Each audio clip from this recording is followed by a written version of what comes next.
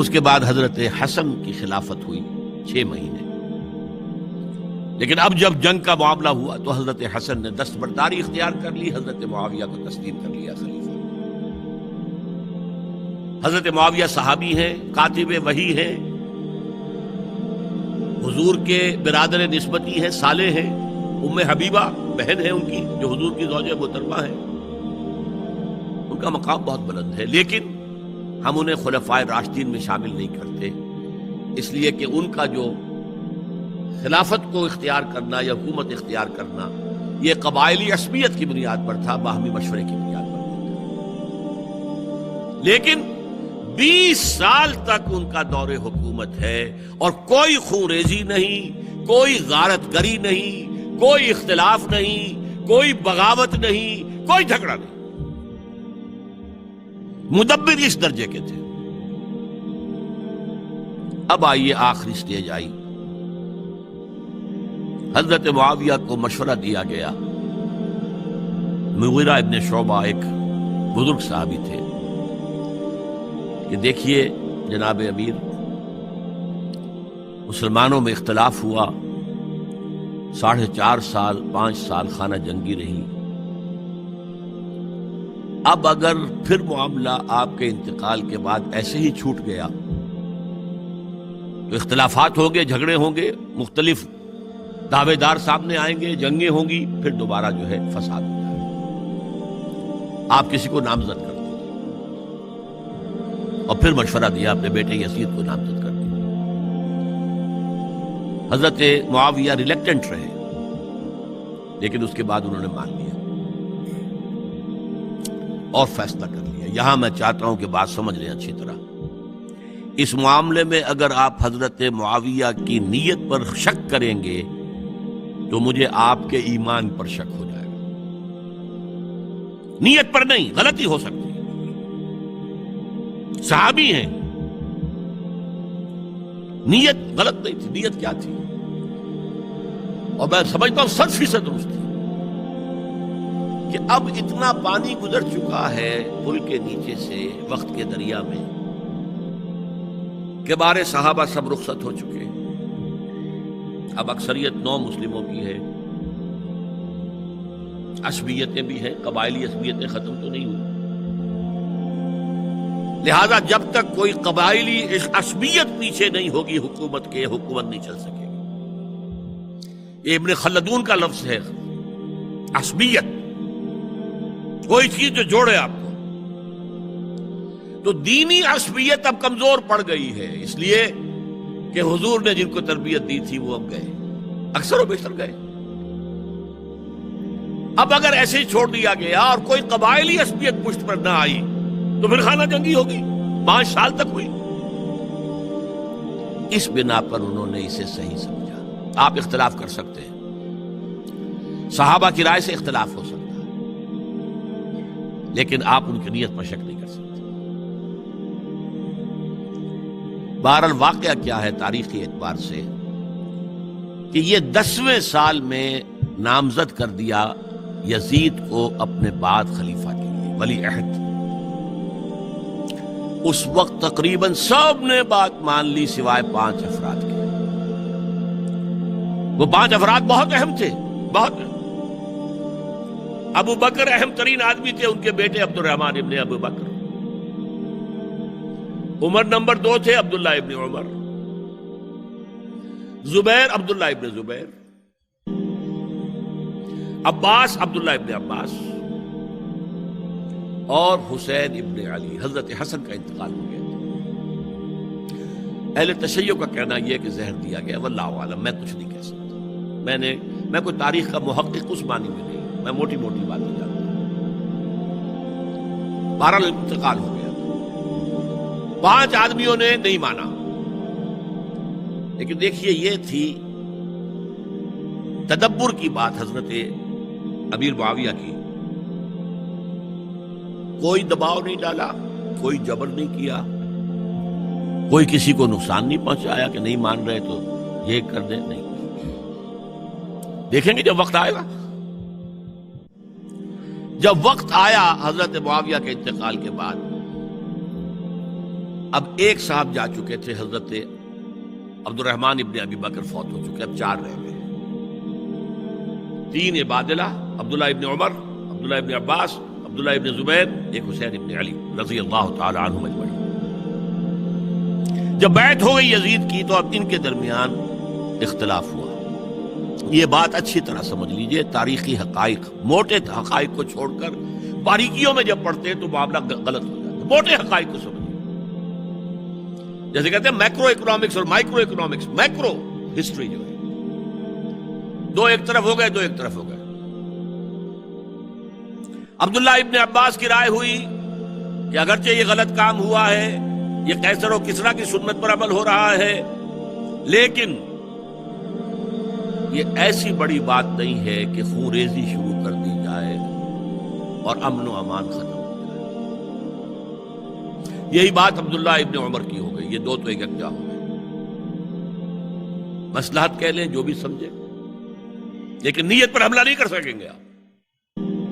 دیانتاً انہوں نے یہ سمجھا کہ اب جب کہ ہو گیا معاملہ تو ٹھیک ہے، حرام مطلق تو کہیں نہیں لکھا ہوا قرآن کے اندر کہ بیٹا نہیں ہو سکتا، کہیں نہیں لکھا ہوا۔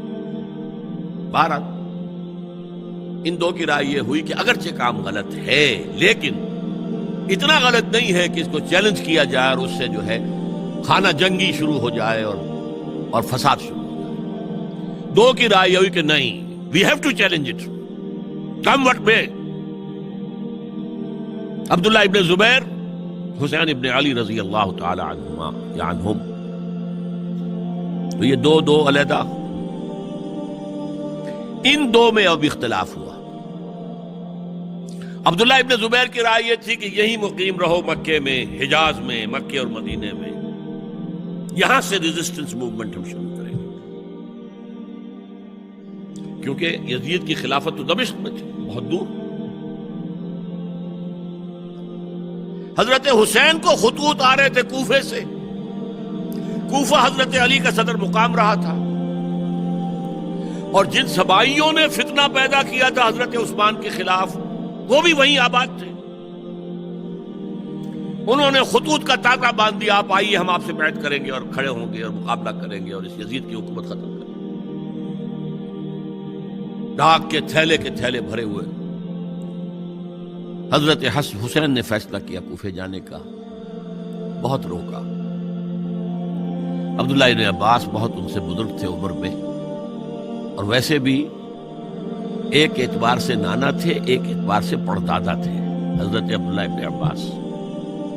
حضور کے چچا زاد بھائی تھے تو نانا ہو گئے کہ نہیں؟ حضور نانا تھے کہ نہیں؟ اور حضور کے چچا تھے حضرت عباس، ان کے بیٹے ہیں۔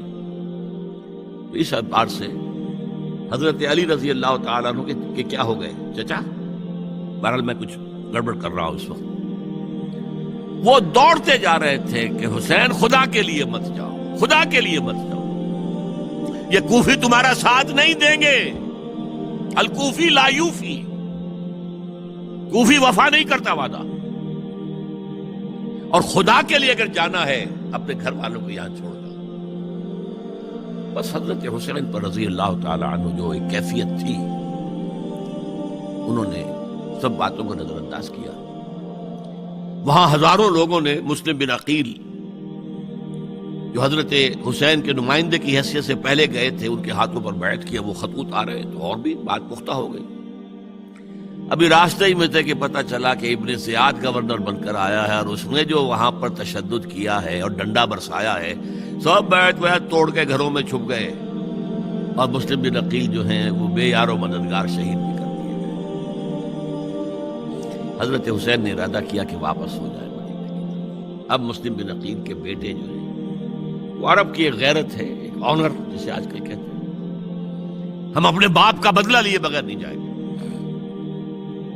اور حضرت حسین کی شرافت اور مروت، یہ لوگ میرے ساتھ آئے تھے نا، میرا ساتھ دے رہے تھے، اب میں ان کا ساتھ کیسے چھوڑوں؟ بہرحال وہ حادثہ فاجعہ ہو کر رہا، اور اس میں سب سے بڑا سبب جو بنا ہے وہ میں چاہتا ہوں جس کی طرف کسی کی نگاہ نہیں گئی، افسوس یہ ہے کہ میرا اس پر جو کتابچہ ہے سانحہ کربلا وہ آؤٹ آف پرنٹ تھا. کوشش تھی کہ آج یہاں وہ پیش کیا جاتا. مختصر ترین، لیکن آپ دیکھیں گے کہ کلیئر ہو جاتی ہے ہسٹری. 2 کتابچے ہیں. شہید مظلوم، میرے نزدیک مظلوم ترین شہید حضرت عثمان رضی اللہ تعالی عنہ، اور سانحہ کربلا، بہت بڑا سانحہ ہے، اس میں کوئی شک نہیں. حضرت حسین کے صبر اور مثابرت، استقلال اور شجاعت یہ مثالی ہیں تاریخ کے اندر. اپنے سامنے جو ہے اپنے ایک ایک کر کے چراغ گل ہو رہے ہیں. خاندان سارا ختم ہو رہا ہے. شیرخوار بچے شہید ہو گئے. وہ تو ایک بچہ بیمار تھا، حضرت علی بن حسین زین العابدین رحمت اللہ علیہ، وہ بچہ ہے. لیکن اصل میں شرافت اور مروت جو ہے وہ بسا اوقات اپنی شرافت کی وجہ سے مار کھا جاتی ہے. حضرت حسین سے میرے نزدیک یہ ایک اسٹریٹجک مسٹیک ہوئی کہ جب کوفیوں کا لشکر سامنے تھا تو وہاں کھڑے ہو کر ایک ایک کا نام لے گا، فلاں ابن فلاں، کیا تم نے مجھے خط نہیں لکھا تھا؟ اے فلاں ابن فلاں، کیا تم نے مجھے خط نہیں لکھا تھا؟ سب کے راز فاش کر رہے ہیں. اور دیکھو یہ میرے پاس یہ تھیلے بھرے ہوئے تمہارے خطوں کے موجود ہیں، تم نے مجھے بلایا اور میں آیا. یہ بات تھی جس کی بنا پر اب ان کے لیے کوئی چارہ نہیں تھا کہ انہیں شہید کر دیں، ورنہ تو یہ ہمارا بھانڈا پھوڑ دیں گے جا کر یزید کے پاس، تو ہماری کھالیں کھنچ جائیں گی. یہی وجہ ہے کہ حضرت حسین نے 3 آفرز کی. مجھے واپس مدینے جانے دو، نہیں. مجھے یزید کے پاس جانے دو، نہیں. مجھے کہیں اسلامی سرحد پر بھیج دو، میں وہاں پر کافروں سے جنگ کرتے ہوئے زندگی ختم کر لوں گا، نہیں. ہیئر اینڈ ناؤ بیٹھ کرو. یہ حضرت حسین کی شرافت، غیرت، حمیت، مروت اس کے خلاف تھا. لہذا انہیں شہید کیا گیا اور پھر خیموں کو آگ لگائی گئی. یہ نوٹ کیجیے کیوں لگائی گئی. اگر تو یہ غصے اور انتقام میں اور وینجینس میں ہوتا تو حضرت علی بن حسین زین العابدین کو بھی شہید کرنا چاہیے تھا، نہیں کیا. اگر یہ اس طرح کا معاملہ ہوتا تو خواتین کی بے حرمتی ہوتی، نہیں ہوئی. یہ خیمے کیوں جلائے؟ تاکہ وہ جو ایویڈنس ہے وہ ختم ہو جائے. ہمارے خلاف یہ جو ڈاکومنٹری پروف لیے پھر رہے ہیں،